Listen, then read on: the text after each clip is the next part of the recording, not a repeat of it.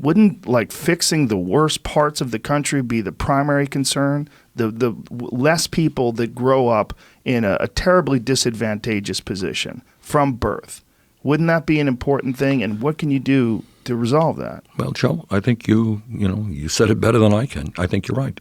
When we talk about what it means to live in a great society, a great nation, a nation that we're proud of, I'm afraid there are some people who have incredible wealth and power who say, what's great is that we're seeing a growth in the number of billionaires in America. Isn't that terrific? And we got one guy who's worth $155 billion. How great. Oh, by the way, we're building more nuclear weapons. And we're spending $750 billion a year on the military. Isn't that extraordinary? And by the way, do you see the yacht that billionaire has?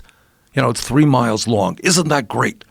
Your point is that we have to, I think as I understand what you're saying, we have to redefine what being a great nation is about. We are not a great nation when we have 40 million people living in poverty and in despair. We're not a great nation when we have massive levels of income and wealth inequality, when 87 million people can't afford to go to a doctor today. So to answer your question, I think that as a nation, we have got to focus a great deal of attention on those distressed communities. Often they're African American, often they're Latino, often they are rural white communities. And that means making sure that the kids there get the quality education that they deserve, making sure that we're creating good paying jobs in those communities. I voted against NAFTA, permanent normal trade relations with China, and other trade agreements because I knew that those agreements were written by corporate America with the goal of shutting down plants in this country and moving abroad. And the result of that has been the loss of millions of good-paying jobs and the complete destruction of communities all across this country, in the South and all across this country.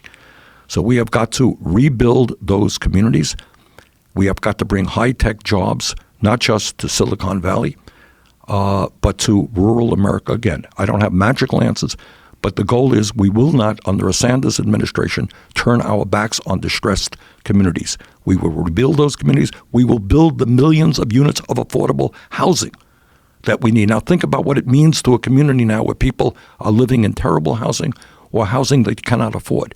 When we put young people to work rebuilding their own communities, will that become an indication of hope and optimism? I think it will.